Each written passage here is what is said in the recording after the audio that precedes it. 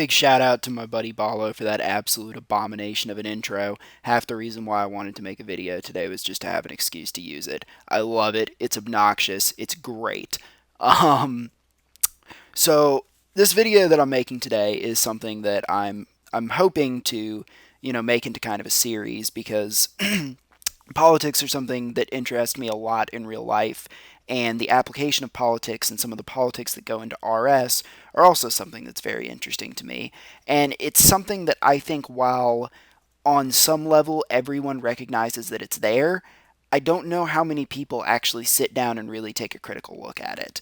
And the debate that I'd like to talk about today is the botting debate.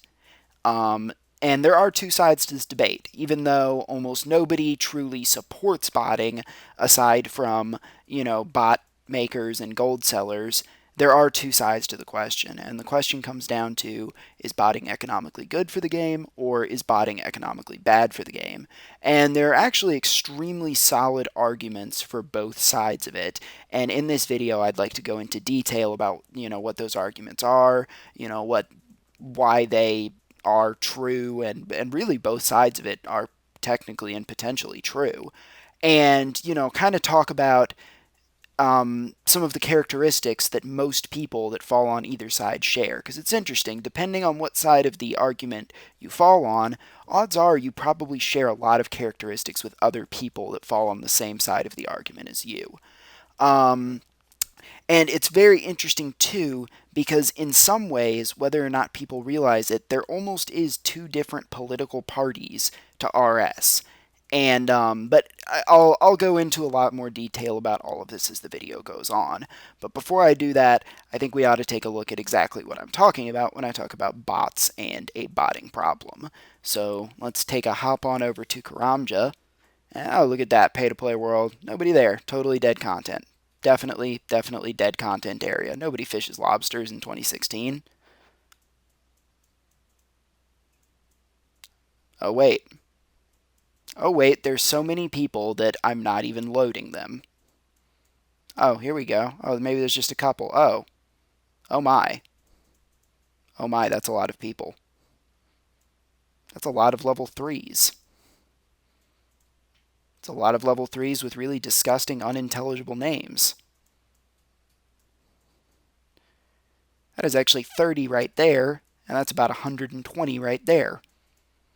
So, of the 800 people on this world, and there's a bunch of them running to banks right now too, of the 800 people on this world, probably 250 to 300 of them are actively botting lobsters right now in this exact area. And when I hop over to another world, it's effectively the same thing. Once again, give me a second to actually load all of these people. And when you look them up too, some of them actually have a remarkably high fishing level, considering how slow of XP fishing lobsters is. So these guys have obviously, at the very least, been at it running nonstop for a week or two, I would say, based on those levels, which is pretty crazy to see. So now we've taken a look at the problem. Now let's talk about both sides of it. Okay, so you basically have people, and for the sake of brevity, I'll call them pro-bot and anti-bot.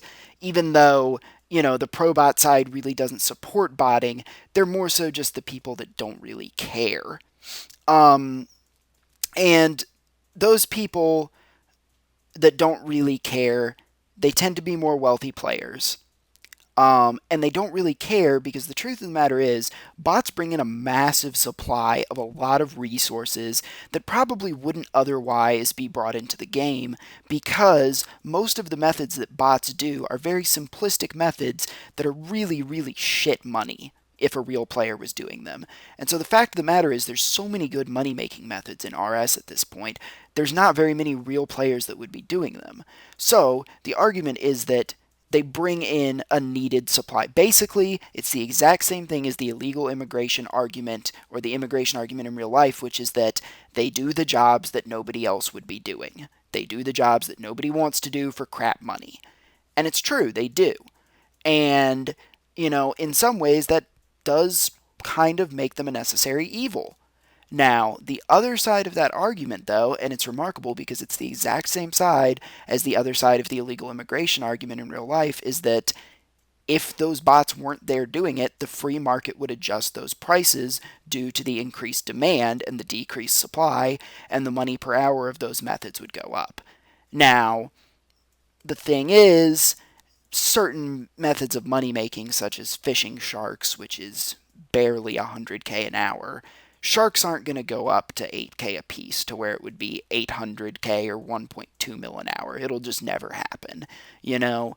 But there is a certain validity to that the free market, I am personally a big believer that the free market does solve a lot of problems in a truly free market. I may get into my real life political views in another video, but it's not the place for them here. Um, but they do have a valid point in that maybe the prices really should be higher and they are artificially low as a result of botting, and that either way, if bots were completely removed from the equation, the free market would adjust to solve the problem. This might be true, but the real question comes down to, are we better off the way things are now, or would we be better off without them? Um, and the anti-bot crowd tends to be, more of your kind of game integrity crowd, the kind of people. I personally, I pretty much never report people for botting. It seems kind of pointless in the grand scheme of things. And that sort of puts me on the pro-bot side in that sense, because that is a typical view of people that don't really care too much about botting, is that it's really kind of pointless to try and stop. I mean, they're just going to keep making them. They're just going to keep doing it. We've been after this for almost as long as RS has existed, and it just at this point it almost seems kind of pointless. And that sort of is my opinion about it. Now, the other side, more of your anti-bot side, believes that game integrity is very important, and that we shouldn't just, let this deteriorate just because it's effort to try and stop it, you know. And it's interesting because just like in real life, where you have the very wealthy and oftentimes your corporate and business owners who don't really care too much about illegal immigration because it's good for them because they get cheap, almost slave labor out of it. A lot of your very rich RS players are kind of the same way. They sort of look at bots as slave labor. Hey, bots make my 99 prayer a little bit cheaper. I'm not going to kill green dragons anyways. Why the hell would I want D-bones to be any more expensive, you know? Um, Whereas your anti-bot crowd tends to be more of your real life working class who depend on some of these lower level, they tend to be lower levels, and they depend on some of these lower level money making methods, and they have to find unique and, unbotted methods just to make good money and not have the same level of competition. And it's remarkable because that really is who falls on either side in real life. Now, obviously, in real life, there's a certain aspect of humanitarian argument that really doesn't play into RS because bots are robots and they, don't have human rights. But aside from that, it really is almost identical.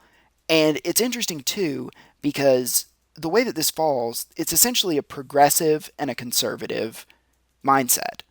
You have your more so progressive mindset, which is more of your pro-bot, that we should kind of. And it's interesting because progressive and conservative is basically the two sides of every debate everywhere that there is a debate, because it basically boils down to progressive change is always good, conservative change is always bad, And I know, like, I know it's more technical than that. And oftentimes the reality of things tends to be somewhere in the middle ground.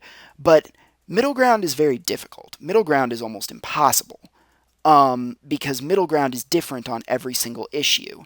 And it's a whole hell of a lot easier for people to just pick an extreme, really. And you'll notice that in real life, people do it all the time.